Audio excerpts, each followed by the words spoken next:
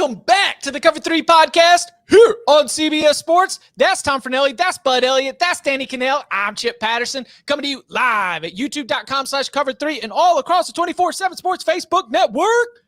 Thanks for hanging out. Just go ahead and give a high five to that like, maybe a boom to that subscribe. Because listen, the chat, which has been rocking and rolling since even before we got started here at youtube.com/cover3. Well, listen, all you need to do is be a subscriber and you can come in, because here on this Monday, we've got some spring game action to break down. Colorado had one of the highest spring game attendances in the whole daggum country. Packed house to see Travis Hunter, Shedeur Sanders, Coach Deion Sanders in the beginning of that Coach Prime era.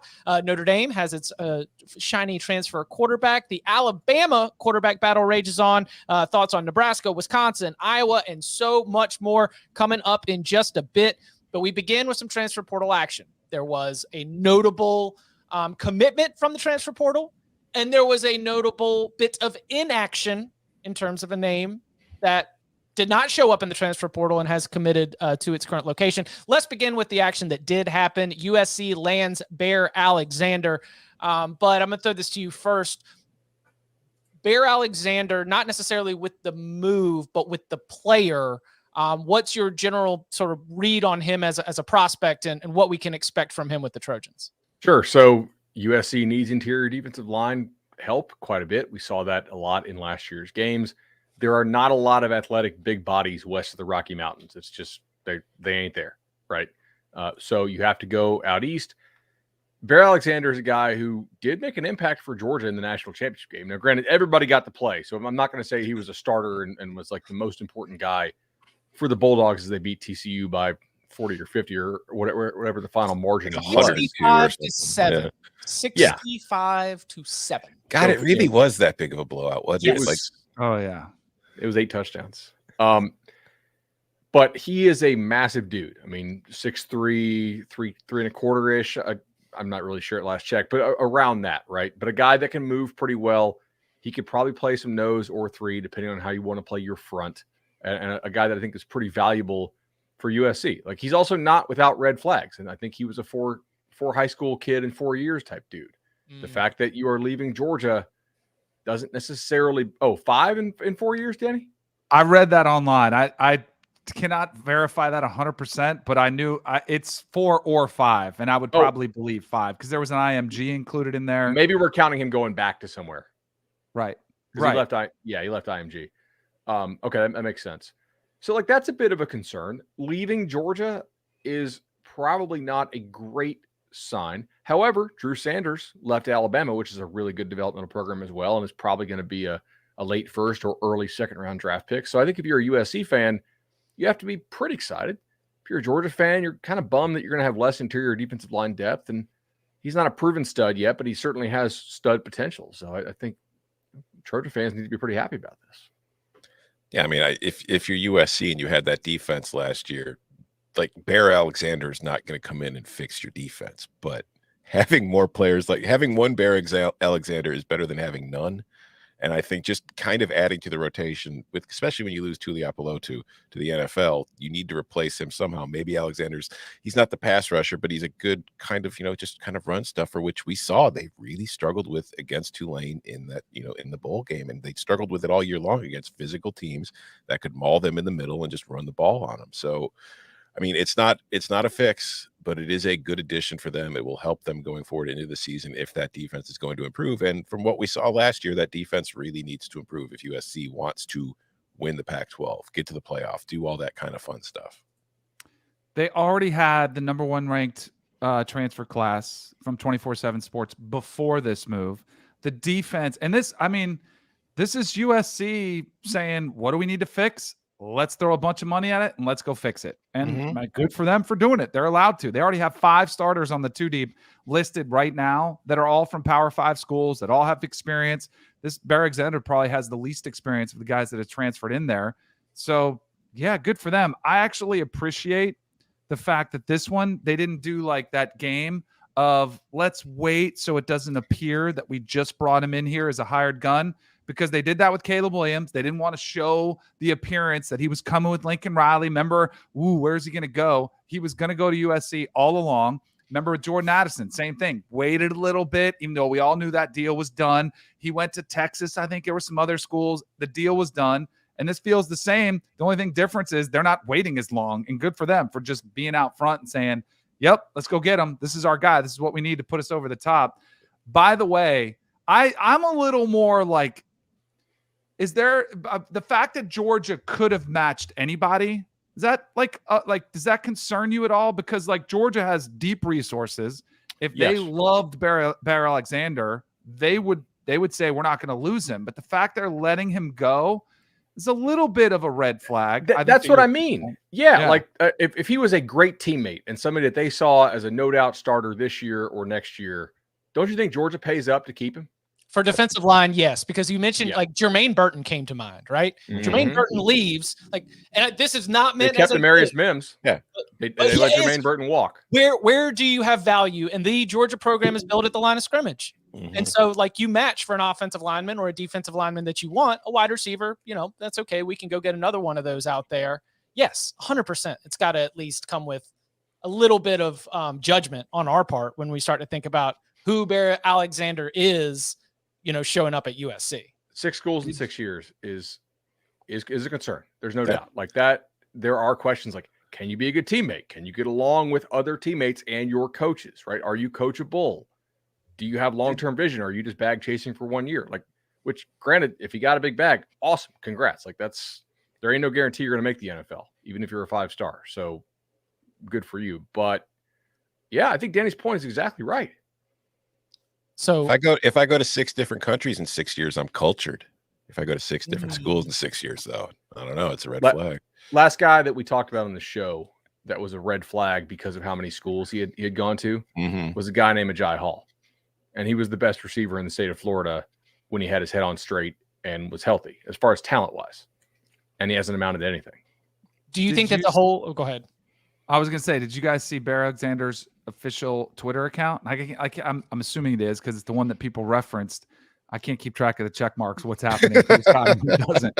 But you see what he's listed as. Like, you can list your occupation or your like connection. Like I have sports, recreation. He has professional athlete, which good for him. I mean, he is a professional athlete. They all are now. One last thing here. Danny mentioned all the defensive talent in the transfer class. Does the group as a whole change expectations for USC defensively, or is it a prove it proposition for you? It's still prove it for me. I mean, I think they've probably increased the talent level a bit, but I mean, they had talented guys on that defense last year. I think that there's some. It's still prove it. I expect it to be better, but I'm not just going to sit here and say, oh yeah, it's going to be much better. I would say that it depends on which player you're talking about. In the aggregate, I think it's hard to see them being worse. Yeah. Defensively, Bear Alexander is pretty proven that he's special physically. Now, will he work hard? Will he be a good teammate? Will he show up to stuff? We'll see. Anthony Lucas, freak potential. Very, pretty raw guy. Jack Sullivan from Purdue could play for them, right? Mason Cobb, I don't think Mason Cobb's a superstar, but I think he's a reasonably proven player for Oklahoma State who had over 100 tackles a couple times. Like that's going to bring confidence. Yeah, and like somebody he's not going to suck, right? So they'll be better there. I think reasonably they'll be more talented and better. So like this, I think is going to be the big difference, and this is why the Yankees or the Mets or whoever spends the most in baseball doesn't always win. Continuity is a real thing. Guys that fit the culture, that fit the system, that want to play together. Like some schools really, TCU, they had a bunch of transfers last year too that weren't all 5 stars. They just contributed and they bought into what you wanted to do. Mike Norvell has gotten guys that were really necessary positions that he was able to develop and fit in the culture outstanding. Like that's the only thing we don't know. I will say this, if they don't get better, don't you think Alex Grinch is gone? Yes. I mean, like that, this is to me is like, all right, we've got you guys, here you go. Now we've got to get better and we'll see if they do.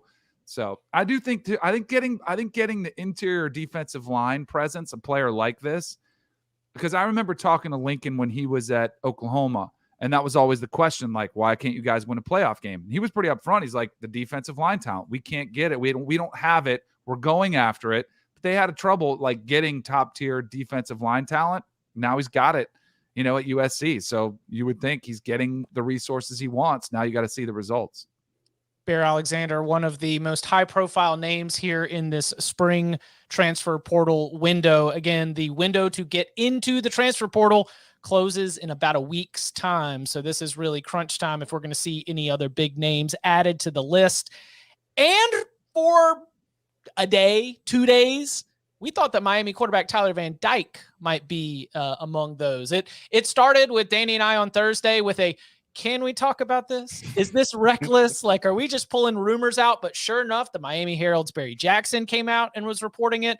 We've got 24/7 Sports was reporting it. Like, we've now got a full picture that shows that Tyler Van Dyke received interest from Alabama, among others.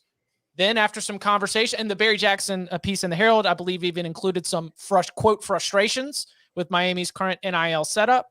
But then after meeting with some people tied to the Miami program, and I assume the Miami NIL operation, we get a commitment. The team account comes out with 100% committed to 2023 picture of Tyler Van Dyke. Tyler Van Dyke comes out and retweets it. And then the stories that follow indicate that with a new NIL arrangement, Tyler Van Dyke will stay on board and will be a part of the Hurricanes in 2023.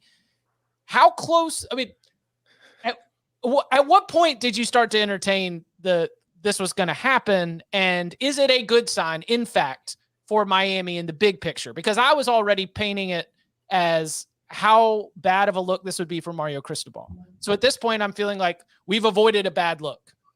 Is Miami is Miami like in a much better place with Tyler Van Dyke now recommitted to the program? Well, I started entertaining about Wednesday at about 8:03 p.m. when I got a text from somebody that would know that said, how would Van Dyke look in crimson next year? I was like, serious? Serious. That blank would be wild. And then, yeah, I texted you guys a couple minutes later. Yeah, that one set the text. I was like, huh? But he said the NIL setup, he was unhappy with it, and then there was a new NIL arrangement. So did they go from like checks to direct deposit? Was that it, or was the setup the fact that there was just no money coming at all? Like, what was he now owns at a zero or whatever it is. Yeah. He's like, wait, are you guys getting delisted? Is my NIL going to get delisted? I don't like the way this is set up, specifically the amount of money I'm actually getting. That I don't like. Well, John Ruiz and the Miami Herald story that again ran almost right after we were done with Thursday's episode. He was responding to some of Barry Jackson's questions, and he said, "I'm all about ROI." And my interpretation of that is like, "Oh, you don't think Tyler Van Dyke returns value? You just got a Final Four run off of a $600K deal and a $400K deal. And Tyler Van Dyke on the open market's probably worth more than that."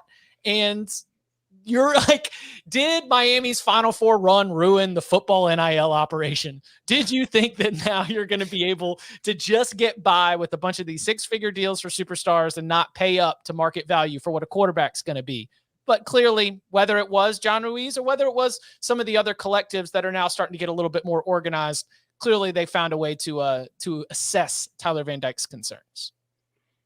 And you're Tyler Van Dyke, and Drew Rosenhaus reps him. He's got leverage, right? I mean, we talked Thursday about the lack of depth at the quarterback position, how screwed they would have been if Tyler Van Dyke left. I mean, Rosenhaus is savvy. He knows that's why I do think a lot of these agents are getting into this game, because to my knowledge, I don't think they're capped. They probably take more percentage-wise as a commission than they do from NFL players, because they're only allowed to take 3%. That's the max they can take. Most marketing deals are 10 or 20% they can take. So they're very interested in getting to this game. Well, then I would have waited, because I mean, we'll talk about it, I'm sure, in a little bit here. But did you see the quarterbacks during Alabama spring game? If I was Drew Rosenhaus and Tyler Van Dyke, I might have let this one go through the weekend before I did anything like that. because of something we're about to talk about. I just feel like there might be some interest from one side to the, what you were mentioning earlier there. So, yeah. All right. So let's we'll get to Alabama here shortly. We can be brief on this unless you've got anything that you really want to expand or spin it forward on. But the clock rules that we had discussed, when they were initially proposed, they are going to be in place in 2023. No waiting for the clock running after first downs until the final 2 minutes of each half. So I guess that, as we look at the teams as they are constructed and then as they will be on the field in 2023, what are you expecting for some of the impacts of the new clock rules? Not to expand on it too much, we talked about it a lot. I just think that the games will be a little shorter, which I think is the ultimate goal. I think it'll probably lead to not as many exciting finishes. Like, it's going to limit plays, which is going to limit opportunities for teams that are trailing to come from behind and win. I worry it could lead to a little bit more stale-ish, kind of boring football, in that teams with leads might sit on them a little bit more. So I don't know. It's going to be interesting to see. I think the ultimate goal here was just to shorten the game so that way they could fit more into the television windows. And then, we can't get rid of commercials, so we got to change the actual amount of football that's being played. But yeah, I don't know if it's going to have a huge impact, but I do think it's going to have an impact. Doesn't it not? Within the final 2 minutes, it still stops, right? Correct. Mm-hmm. So like the final drives. I don't know. I don't love it, but I think we just nailed it. Chip said this is Overton window. We were all like, hey, this is just pay no attention to the man behind the curtain here when they threw out the fourth one, which was crazy that the clock was going to run after an incomplete pass. That was 2 months ago. I don't have really any new thoughts. And we even back then, our 2 months ago show, you can go watch it. The thumbnail has like Mark Emmert and somebody else on it. It says NCAA rule changes. So just find it on our YouTube channel. We did a pretty good breakdown of what the three realistic rules would mean. And we did like a 2-minute breakdown on what would happen if this fourth rule, which was pretty, nonsense, actually got passed, and it didn't. So I don't have new thoughts on this. I'm curious. I wonder if any somebody with a lot of time on their hands has gone and because baseball changed their rules, right? They have the pitch clock now, and players love it. The people that cover it love it. They've said it's revolutionized the sport of baseball, and it's knocked off 30 minutes. I'm very curious to see how much time does this knock off the windows? Has anybody actually gone and been I don't even know if you could do it. No, you have seen it? Yeah, there's they've. I know the plays they counted. They said there'd be less 7 or 8 plays per game, and they estimate that it'll estimate about 20, 30 minutes as well. 4-hour games become 3.5-hour games. I kind of like that. I think it'll be interesting. I don't want it to affect the competitive balance or the actual game itself. And I don't think we're going to get less commercials. There's zero chance that happens. But I think you'll see some timeouts called early in the season as teams get used to the pace of it. I think that'll be a learning curve. But I'm kind of curious. Do you know how mad TV executives get when they're watching a game and let's say there's a 3:30 start on, ABC, and it starts on ESPN News because the game is going long, or a primetime game is pushed to another alternate ESPN Plus. It drives them nuts because they want to capture the rating for the start of the game. It's a mess. And so I think that's a big reason why it's here. I mean, we all know it's because of the TV, executives that are getting involved. But I also could be a good thing. Because of these changes, ESPN News could be part of the newest layoffs because it might not be needed anymore. Because as far as I know, that's the only reason that channel exists anymore. Going back to the baseball thing, I attended my first baseball game this year over the weekend. And I will say, I think it's different for attending games than it is for viewing it. I think when you're watching at home, the new pitch clock is great. But when I was at the game, I had to go pee and missed an entire inning. So yes. It was go to get a beer and go, food, go to the washroom, you come back and you've missed an entire inning. So I think in person, it kind of hurts the experience. You really can't look down at your phone nearly as much when you're at the ball game now. And if you're going to go to the bathroom, you kind of got to think, okay, we got 7, 8, 9 coming up. I can go to the bathroom now. We're not going to miss Wander Franco. So Brian, with the most important question that really is facing this entire country, how does this affect Service Academy over under trend? Listen, I haven't brought this up on the show yet, but do you guys understand? Yeah. Army's running out of the shotgun now. Yeah. Because the new cut block rules. So I have no idea. Like, I mean, it's going to be like a coastal-ish kind of offense, but I have absolutely no idea. The Service Academy unders might be dead. Other than Navy Air Force, it might only be one game a year in which the principle comes into play. So I'm kind of in denial about it. Haven't brought it up, but yeah, I have serious concerns.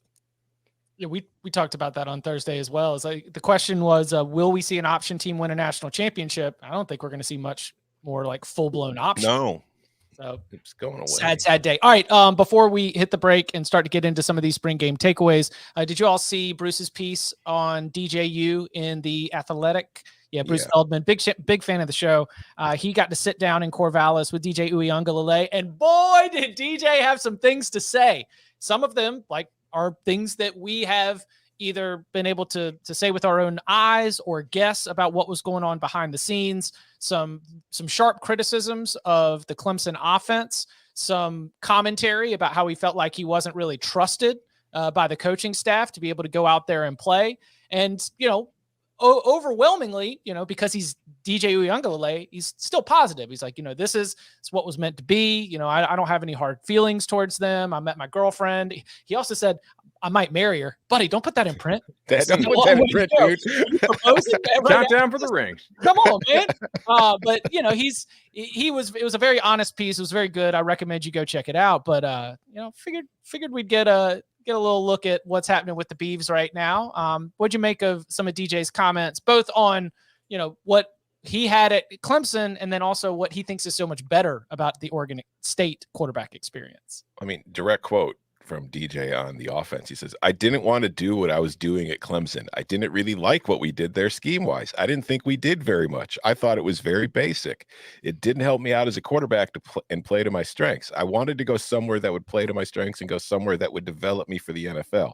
Play action, work under center, throw the ball deep. And then he goes on to say more. He says, about Oregon State, he says, this has been definitely different. The scheme is totally different than what we were doing at Clemson. I feel like it's a lot better. It's just new stuff. I wasn't doing any of these run checks at the line. I wasn't really under center. It's a lot more plays. All of these different play action plays, these different 2-man routes, 3-man routes, all the stuff that I wanted to do at Clemson, but we weren't doing. It's exciting. I'm just taking it day by day. Now, this is only one side of the story, but a lot of it is in line with what we've been saying about Clemson's offense for the last few years, and that it was too basic, too predictable, and there wasn't a whole lot to it. But at the same time, it was the offense they were running when they were recruiting you, bro. I mean, yeah, it's a weird thing to me. I was surprised he was that blunt about it on the record. That was the biggest takeaway to me, because just the way his personality and the way he is, I was just, he's very positive. I didn't think he would be that open about how much he didn't like that offense. He's talking about Dabo not trusting him, how he said, in the Notre Dame game, he's like, we just had our best drive of the day, and he benches me for Klubnik. And then Brandon Streeter tells me that Dabo thought we needed a spark. And he's like, what are you talking about? We just had our best drive of the game. So he says, when that happened, that's when he just kind of realized the coaches didn't trust him anymore. So I don't know. I don't think it's a great look for Clemson, but again, it's one side, and I think DJ is kind of putting pressure on himself now, because if he goes to this offense, and there's still no guarantee that he's going to be the starter in Corvallis, but if he's in this new offense and he's struggling, it's just going to make it's like, well, you talked about how this offense was great for you, and this is exactly what you wanted, and you're still struggling. So it's going to be an interesting thing to watch, I think. He's kind of telling on himself a little bit here. Mm-hmm. You guys know how I feel about that Clemson staff. I thought it was just not a staff befitting a team that is trying to win national titles year in, year out. And they look bad, and they were predictable. And I think other defensive coaching staffs in the ACC are really sad to see those guys go. But DJU's more 2-man routes, more under center handing off, and play action. Those are things that ask relatively little of the quarterback, right? I mean, that's play action's a quarterback's best friend. Mm-hmm. So that was interesting. He's going to go to Oregon State and throw the ball a lot less per game if he wins the starting job than he did at Clemson, right? And now maybe if they're down, obviously, because Oregon State's not going to be favored in all their games like Clemson typically is, maybe the numbers would be similar. But in terms of in neutral game state, they're going to run the ball a heck of a lot more than he did at Clemson, and he'll be asked to do a lot less. I'm also not convinced he starts. I think he's got tools, but we did a short on this on the Cover 3 channel, Andrew Ivins and I, and man, Aiden Childs 24/7 took a shot on this guy, and we made him number 58 in the country. I don't think anybody else had him inside the top 150. Kid out of California. If he was in this recruiting class, he might be the number 1 quarterback in the country. Like last year's class was loaded, and Oregon State was very fortunate that they were so loaded that they were able to get a down ballot guy, if you will, right there. He looked great, making big time throws on time. That may be a battle. What about Gulbranson? He was 7-1 as a starter. Yeah, but oh god, are we gonna do the wins or a QB stat or not argument? No, I just don't think you can write him off. You can write him off. You can't write him off. But I wonder if they want depressing. But is that what they want? Game manager? Is that because they run the football a lot? That's one thing they haven't deviated from. That's where I'm like, DJ thinks he's going to throw it deep downfield. I mean, good luck with that. Like, are you sure? Off play action. Yeah, that's it. Yeah, not often. I felt like, I mean, how old's DJ? 20, 21. He's young. He's the same age as Bryson Stroud, right? I mean, he was the same class, was wasn't 2021. But I'm like, to me, he feels like he's disgruntled. All you have to do is look at somebody who's, feels like he got a raw deal. One thing I would say to that, how many times did we say on the show, why does Dabo stick with him? Like, is there a coach that's been more loyal to their quarterback than Dabo has been to DJU? And now you're throwing him under the bus. Like, you didn't get a fair shot. Like, that to me is what does not look great. And I mean, I get it. He's young. He's immature. He's got a lot of growing up to do, but he does put a lot of pressure on himself now. There was a comment in there about social media. He's like, I have a lot of family members blocked on social media. His family. I was like, man, but I think that shows you there's some unique, every situation is different. Some of it's not healthy. Even those family members think they're supporting you. That type of, those relationships can do more damage sometimes than good. And they might've been telling him to leave, because that was the other thing. Like, if you were not happy with the system, you didn't wait around to see that they actually got one of these really innovative offensive coordinators. But it sure feels like it just was time for it to end. But I think like you guys, I felt very validated that, okay, we were spot on in our evaluation of Clemson's offense for the last 2 years. Mm-hmm.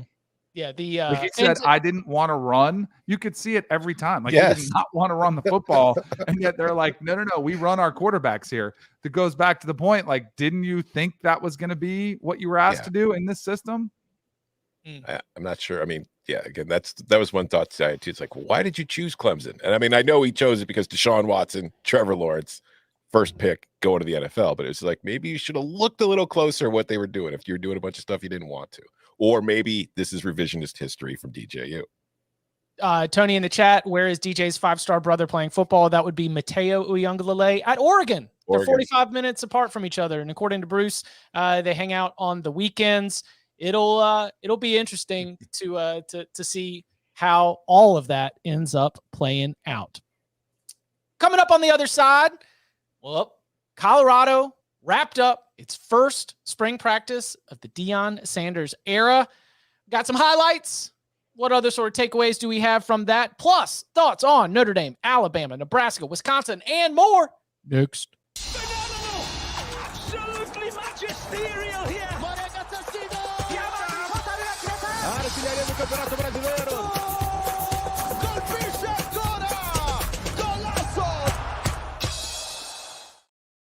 CBS Sports Galazzo Network, the first of its kind, free 24/7 channel dedicated exclusively to global soccer coverage, is now streaming in the CBS Sports app, Pluto TV, and Paramount Plus. Get your morning started on the right foot with Morning Footy, our weekday soccer culture-driven morning show beginning at 7 a.m. Eastern Time. Plus, don't miss the rest of our top-notch programming, including live matches and re-airs, original studio shows, highlights, documentaries, and much more. The CBS Sports Galazzo Network. Stream it live. CBS Sports app, Pluto TV, and Paramount Plus. One of the great features of live matches on the Galazzo Network is the tactical cam, which I guess for us college football or football heads, that's basically their version of the All 22. They had the tactical cam going during Napoli's win against Juventus. 2 disallowed goals, and then go grab it in the extra time at the very end. Mm-hmm. It was a thrilling thrilling Serie A match as Napoli inches closer to being able to claim the Scudetto. Anyway, Danny, Bud, I'm sorry. Huh. I was on a plane following along on my phone. Let's start with the very basic question from the doc. Did Colorado's spring game meet your expectations? Because expectations is going to be the buzzword around this Colorado program heading into the 2023 season. Are the expectations of Colorado fans realistic or unrealistic? What are our expectations? What are Vegas's expectations? And all of this will be judged, obviously, over the course of 12 regular season games. But after the spring game, did it meet your expectations? Yes. How could it not have? And this is okay. So you asked a bunch of questions there. Some remain to be seen, but like the expectations were off the charts. I thought the scene was off the charts. Like right. For Colorado, like you sold out a stadium. They were loud.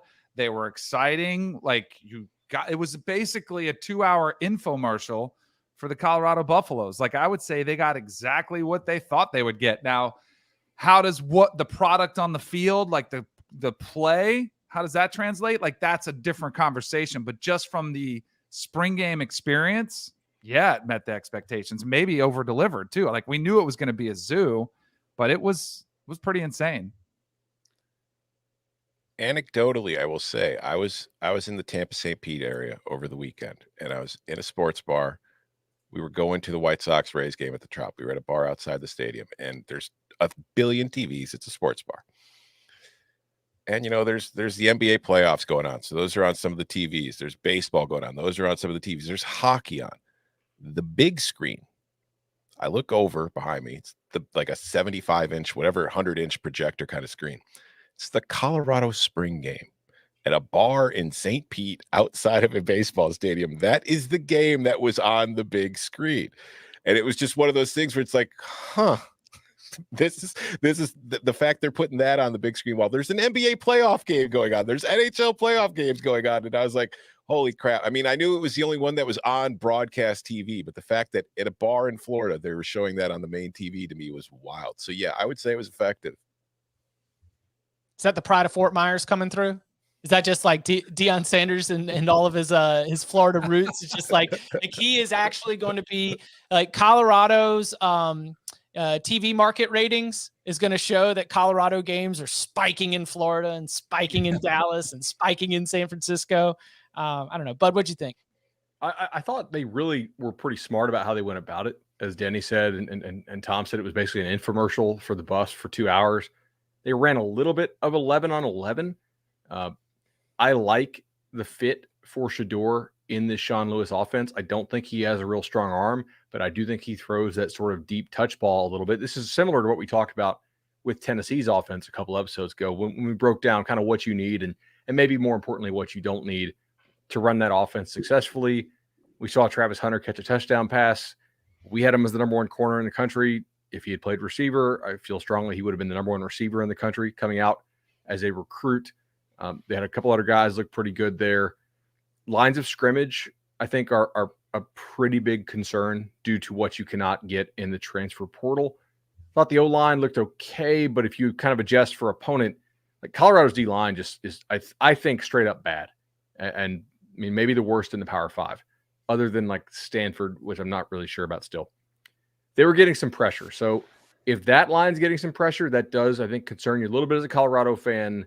They got to get a lot of help defensively. I mean, this could be a top half offense, moved like top 60 offense in college football, but like a bottom 15 defense if they don't get some major help in the portal defensively. So the new clock rules may not affect Colorado because they may be in some 4.5-hour games here. But I mean, I thought they really smartly switched from 11 on 11 to 7 on 7 quickly. Because what do you not have to have in 7 on 7? Linemen, right? And they need some depth too. The quality of these backups running around, they kind of look like me, and that's not great. So, are you doing they look small? Are you bringing that back? They got me on that. You see that? They hit me with the I don't know how you describe this on air. Anyway, I tweeted, they're like, who the hell are these backups playing? And then they tweeted out like the real little guys with the huge heads graphic. It was great. Yeah. Did you guys, sometimes I like get into conspiracy theories. Yes. Did you Let's guys do think it. the Travis Hunter touchdown was set up because It was there was scripted. no defender there? Like, I Yeah. mean, I get they can have blown coverages, and then they had the 98-yard touchdown pass to the other guy that ended up transferring after. Like, and that almost looked too good to be true. Like, it was a great play, and everybody's feeling those are the two highlights that we all saw from the game. That or they have some serious problems getting lined up on the defensive side of the ball, which may be it as well. Mm-hmm. It's a game script. Yeah, It is a game script. You're dealing And with the other thing, too, reality is that- shows. Yeah. They did have, I think they did something. So I didn't get to watch it live, but they were ones versus twos. Is that what they were doing? Because a lot of teams will do that. You know, good programs, you want to go ones versus ones. You get a really good taste where you are. Programs that might want to look better, especially in offense, you go ones versus twos because you have your better players out there and you usually win that way. So I thought that could have been happening too. Like you get deeper on the depth chart, you get some freshman out there who's been on campus for 2 months and he's lost, you know, and then you can line them up. Anything else on Colorado? All right. I'm not super worried about the receiver they lost. Like Marcus Thelonious Craig is a good player, and he had the touchdown catch against Cal to beat them last year for their like lone their lone win. But I mean, think about who they have. If they're actually going to play Travis on offense, which is worth a discussion here, because I think he's very good on offense, but also that defense looks horrible. Play both. Why won't he? Deion was a two-way guy. I mean, you might, yeah, and I think they probably I think he will and will need to. But Xavier Weaver can play. Jimmy Horn can play. I don't know about Tyson. He had a big time knee injury. They got this kid named Traore from Arkansas State who's like listed as a tight end, but if you look at him, he looks more like a receiver. I think they'll be okay. It is a little surprising the guy goes for 158 receiving yards and then bounces. But yeah, I think Hunter can go both ways. You'd probably put him on defense like 100% of the time, and then offensively you work in some packages and some plays with him. Because I think defensively they do need him. Like it's from what I saw, that was just not a very optimistic defense. And that's what Lamonious, they did at Jackson State. They used them sparingly on receiver, big plays, and kind of like what Deion did. And so you mentioned the receiver who transferred out. They did have a decommitment, right, after the weekend. Anything like, do you read more into this, or is this just normal? well, I was going to say Lamonious Craig's exit is one of like 8 now. I mean, it is Right. like a pretty long line of players that are entering the transfer portal, leaving Colorado after this spring practice, which I can only assume is the fulfillment of what Deion Sanders said when he talked to the team for the first time, essentially telling a room full of the current roster, some of you guys aren't going to be here. And at the end of spring practice, even if you might have had 158 receiving yards in the spring game, you might know that, you know, there are going to be other players playing ahead of you. So as far as reading into the kid decommitting, it's easy to get, not easy. It is easier to get a commit from a kid really early than it is to get a kid to get a commit from that kid really late if he's actually that good. And he might actually be that good. And now somebody in his home state named LSU actually wants him. So it's a whole different ball game. Like, I do not expect that Deion is going to beat out LSU, Georgia, Ohio State for like top level kids that those schools really want. Now, will he beat them out for a super stud maybe once in a while? Yeah. Look at Travis Hunter, right? Unique situation there. Will he beat him out for some guys that they've allegedly offered, but maybe the offer was like a full year ago and they really haven't been pursuing? Yes, but it's still really hard to get elite kids to come to Colorado, especially if you didn't have that kind of pre-existing relationship with them. Good point. In South Bend, there were 3 offensive touchdowns, and every one of them was thanks to Sam Hartman. 2 passing, 1 rushing.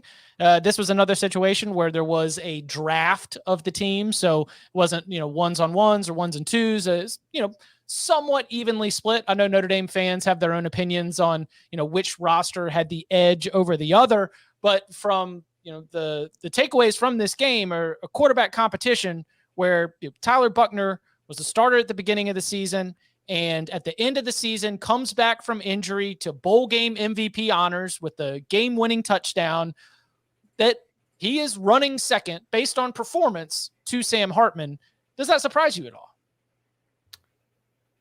I kind of thought that Kenny looked a little better than Buckner did. So I Hartman looked pretty damn good. I think if you're a Notre Dame fan, you need to be comforted by that. I thought overall, and then Buckner to me was not impressive. I think Jaden Greathouse really could be that dude for Notre Dame this year, and that's a great development potentially, considering that their receivers didn't scare anybody last year. So I think if you're a Notre Dame fan, you leave that game feeling pretty damn good, man. Like I liked what I saw, and if Buckner ain't the guy after Sam leaves, you got Kenny Minchie, and you also have Carr coming in. So all smiles if you're an Irish fan today, I have to think. Yeah, the biggest reason to be optimistic about me is you have upgraded at QB. No matter who your number 2 is, you've upgraded at QB. But for me, you mentioned the draft, and our good friend Michael commented before the show started, speaking, Danny, of people who like conspiracy theories, the Notre Dame superfan who thinks everybody's out to get Notre Dame. He said, he hates the concept of drafting teams because it splits up all the better players. And then especially for this one, because Notre Dame was missing a few of its starters on the offensive line anyway. So then to split up the units, the offensive line play in this game was awful. So for the fact that Hartman and the QBs kind of played pretty well overall behind those bad offensive lines, I think is a reason to be optimistic, because when they're actually got the starting unit out there, well, that should be pretty decent. And they do look more talented in offense. They look quicker on offense. I think that's a big part of it too. It's Sam Lorenzo's, Hartman's team. Sam You Hartman guys played a lot of football. Yeah. Mhm. I don't even think some of these spring games, I have to remind myself that I was sold on Charlie Brewer because of 15 for 15. You want, but you do want a good, and I would say it's the same thing on the flip side. Like we see a lot of quarterbacks struggled over the weekend, and we're going to talk about some of those as well. It is just one appearance, but I think especially when you're making your debut as the big name transfer, you want to go out with a performance like Hartman did, just showcase what you're capable of doing, which wasn't the case at some other ones. And some context for those listening at home or watching, Jaden Greathouse is one of 3 early enrollee true freshman wide receivers who have been generating a lot of buzz sort of throughout spring practice. And, maybe answering that question about where are Notre Dame wide receivers. Lorenzo Styles, also a newsy Notre Dame note, has hit the transfer portal as this season, one of the things that was happening in the final week of spring practice was him working out a little bit at cornerback. And it may be that his future is as a defensive back rather than a wide receiver, but it will not be at Notre Dame. And so these buzzy true freshmen, Greathouse, of course, being the one that was the real star and looks like he could be that dude, they are going to have some opportunities because there are open snaps right there at the wide receiver position for Notre Dame's youth movement. Alabama. They wish that Tyler Van Dyke had said yes. Yeah. Yeah. That is a situation where I feel like there's going to be transfer. We're going to see QBs entering the portal. I think, as we've kind of discussed already, I think Alabama's going to be very interested in a couple of names that hit the portal at some point here. Look, So didn't look this terrible. is one of those ones where I'm kind of torn on, because I do think the Alabama's defense is legit. Yes. That might be the Yes. takeaway. Yes. And Mhm. I Yes. remember speaking of 1s versus 2s. So when we used to go 1s versus 1s at Florida State, all of a sudden we're going against Derek Brooks and Derek Alexander and Clifton Abraham on the outside, and there's first round talent all over the field. And guess what? We didn't produce as good as we did against Duke or Wake Forest, right? But it actually really helped us, because when you did play against teams in the regular season, it was a little bit of a sigh of relief. So some of these, and maybe they didn't structure it, but because I do think they would have liked to have their quarterbacks play better. I'm sure Nick Saban is not happy, and I guarantee you, like you guys are talking about, they are exploring other options. But it's also one of those ones where I remember Bryce Young, I remember reading about him in spring practices early, and it was, he looks a little lost. Well, yeah, against those defenders, everyone's going to look a little lost. So I get it. And there's concern. You throw 3 picks between the two of them. I think probably the bigger concern is there wasn't a separation. There's still this uncertainty. We're both yuck. It was 19 for 37 for Milroe with a couple of picks. He did have a couple of touchdowns and another rushing touchdown, but that's barely over 50% passing. And then Simpson was 12 for 26 with no touchdowns and another turnover. That ain't good enough. I mean, like, and I think that, so if you've got Isaiah Bond, if you've got Ja'Cory Brooks, and if you've got Jermaine Burton, it's kind of a good top line of wide receivers, right? I mean, that's JUCO kid Malik.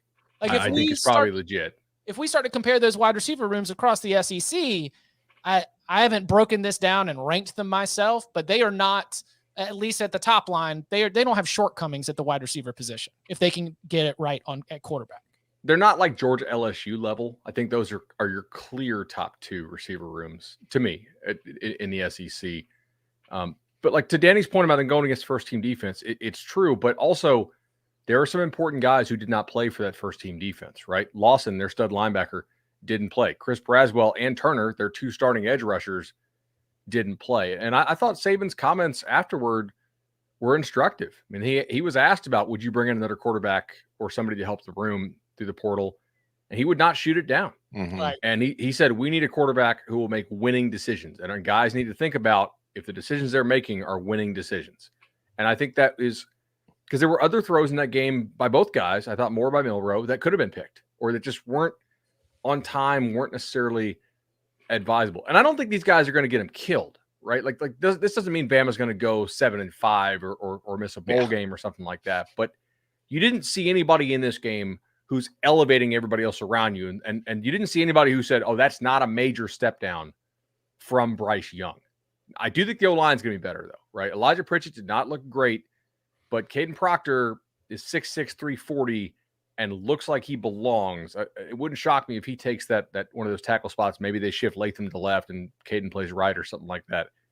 That is a really big, nasty group. Like interior, they didn't look like they missed the Miami transfer Javian Cohen at all. Right, Dalcourt and Tyler Booker, I thought looked really good. I think Dupree will be a nice help with them at tight end. I think they're going to be able to block people. I think they'll probably run the ball a lot. Like 37 passes and 26 passes is not what you're going to see at Alabama this year. I think they will pound the rock more. But if you're Nick, you got to figure out these guys can play because you don't have that long to coach anymore. Like he's not going to coach another 10 years, probably. Although I guess some coaches do hang on that long, but. You're trying to win another natty, man. Do either of these guys look you win a natty? I guess if Stetson can, these guys in theory could, but like you got to be perfect everywhere else. Here's where I've been down on the really whole dynasty and where it could be coming. Like, what if they didn't have Bryce Young last couple of years, was just a guy or a pretty good quarterback? Like and I know, but there were the Texas game, like he bailed him out of that one. The Texas A&M game, he bailed him out. Like the Tennessee game was competitive because he came back. Like there are some games that might have not turned out. Like there's a very real possibility they were 8-4 without Bryce Young. If as somebody who covered this back when I was doing beat writer stuff, if Jimbo didn't have Dalvin, right? How much sooner do we realize that thing was rotting from the inside? And we're not seem crazy to suggest so much earlier, right? I mean, who has gone on to prove to be like a one of the like best at his position in his generation type play. Exactly right. So I don't know, man. Like maybe one of these guys takes a major step. I kind of thought Simpson made better decisions. So I was previously thinking like maybe the Simpson hype is premature. Why are we doubting Milroe this much? We only have one game sample of him, but I kind of think if I had to guess, Simpson. I thought Lonergan looked much better than Holstein when the young guys were in, which is consistent with what I saw with them as recruits. I was not on board with Holstein. I will say just to add some context to it, like we should, it's first spring practice with a new OC, new bunch of guys all competing for a starting job, replacing a guy who might be the first pick in the draft. So like we probably shouldn't expect it to be firing on all cylinders. But also going back to what you were talking about, Bud, with Saban's comments after the game, I thought was interesting, kind of reading between the lines. Like he made comments about how the decisions and trying to get to see if these guys can recognize the defense before the snap. Like, are they in cover 2? Are they in cover 3?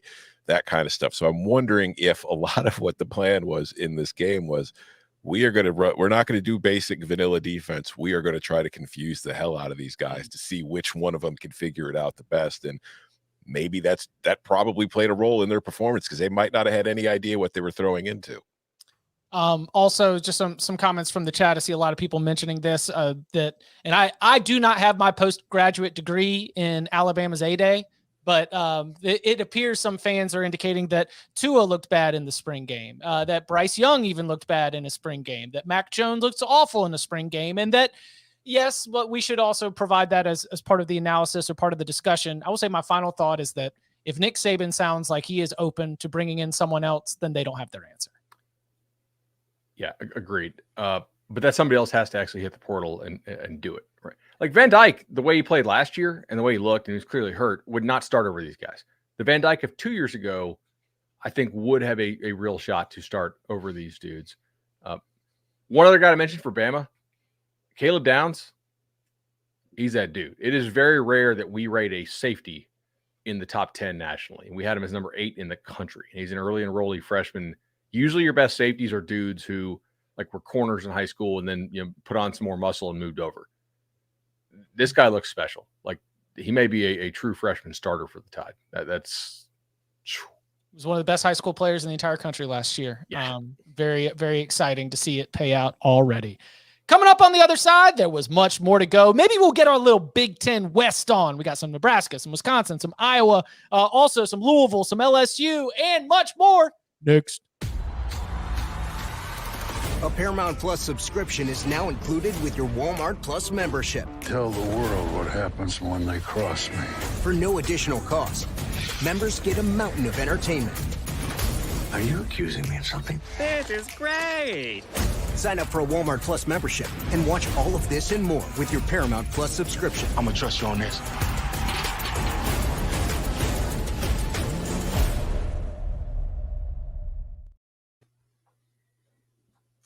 Lay the 7.5. Wait, no, you would take the 7. Alabama's gonna be favored by 7.5 against Texas, right? Yeah, it's too early in the year, right? That's the second week of the season. Yeah. Yeah. Even if Bama's down and Texas is better than people realize, the power ratings will not have adapted to just one game of data based on historical precedents. So, well, I mean, I'm taking Texas because Texas is back. well, yeah, but the line will not be under a touchdown. Right. Tom, Tom, take us between Iowa, Nebraska, Wisconsin. So we got a new quarterback at Iowa. We've got head coaching changes at both Nebraska and Wisconsin. Any one of those three, which one is sort of taking your top priority in terms of most interesting coming out of the weekend? I would say Nebraska and Wisconsin were interesting in that Nebraska looked, defensively, I'm not super excited about what they've got on that side of the ball. I think on the line, they're a little thin. I think that could be a problem. I don't think that if you're a Nebraska fan, I don't think the first year of Matt Rule is going to be anything you should get too excited about, but I don't think most Nebraska fans really had overall high expectations. I think it's more of a long-term kind of project that people are buying in on. But from what I saw in the spring game, I thought Sims looked good. I also thought the special teams, which was a huge problem for them last year, was still a pretty big problem for them. They missed a few field goals in the game. That was a thing that killed them so often the last years. If I'm a Nebraska fan, I'm probably having PTSD watching that. But I think overall, it's a team that talent-wise, it just didn't look terrific to me. They got, what's the kid from Virginia, Kemp, the transfer? Mm-hmm. He looks okay, but he's not he's not Trey Palmer. He's like a possession guy who will help you move the chains, but he's not a big play threat. I think that year one is probably going to be and then you're hoping for year two to take that big step forward, depending on what you can do in the portal. My other That's Kemp the fourth, by the way. Yes, that's William Kemp the fourth, Esquire. And then the other one was from Wisconsin, because this is confirmation bias, and this kind of goes back to what we were talking about with Alabama just now, because we got to remember, completely new offense in Madison. But my concern had been, Tanner Mordecai put up a lot of big kind of volume numbers at SMU, but you saw when you dug into the splits when he played Power 5 teams, the interception rate just skyrocketed. He threw 4 picks in the spring game. So 3 of them to one guy. So on the one side, you can say, whoo, that defense looks good. Wisconsin's not going to give up any points. On the other side, it's that's the guy that's supposed to be the starter, and he turned the ball over 4 times in the spring game. That's just, and he's the one that has the most experience in the offense. So I don't know. It's a spring game. You don't want to take too much from it, but there's a little bit of an eyebrow raiser for me from the Badgers. I would agree with that. I have not watched like the actual spring game. I just saw some clips, so I don't have much to add on that.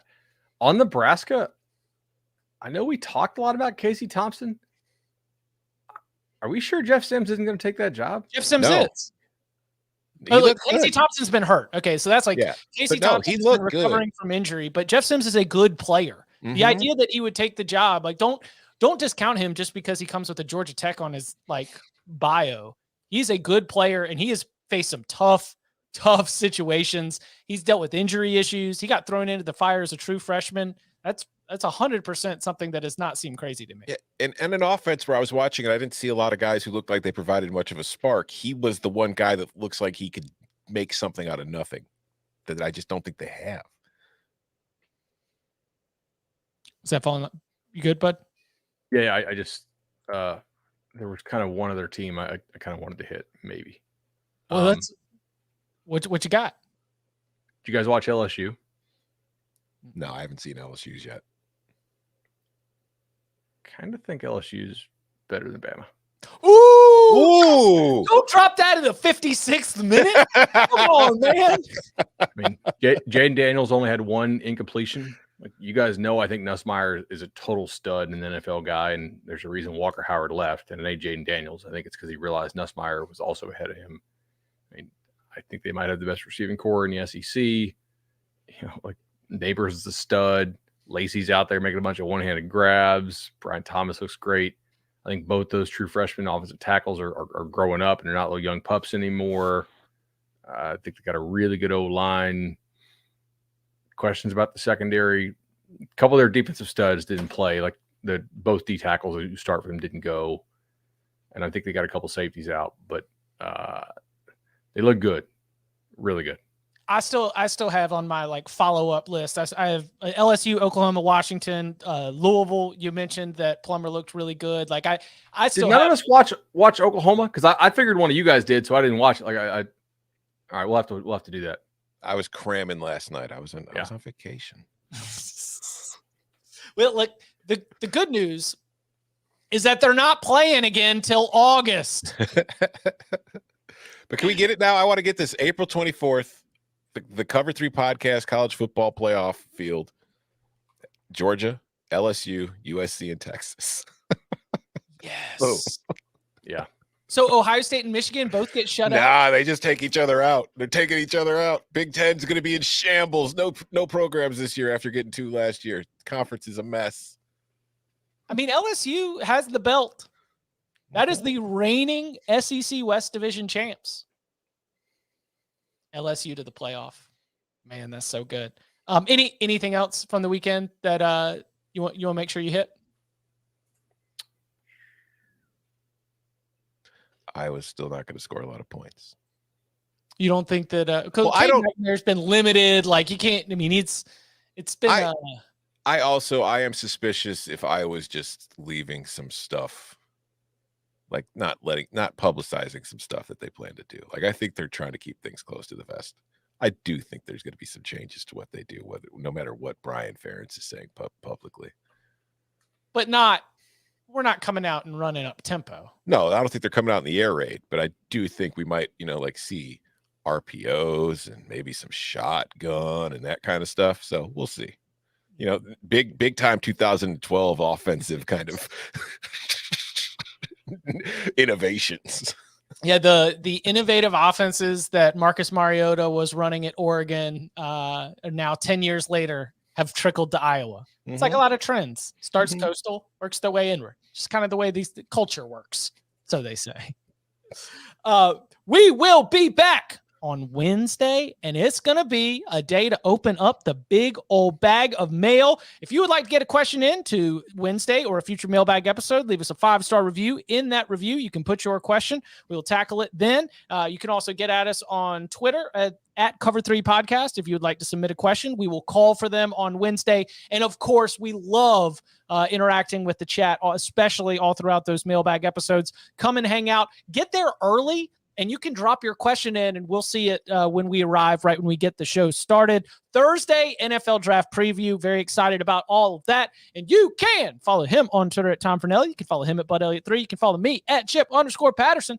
Gentlemen, thank you very much. Thank you.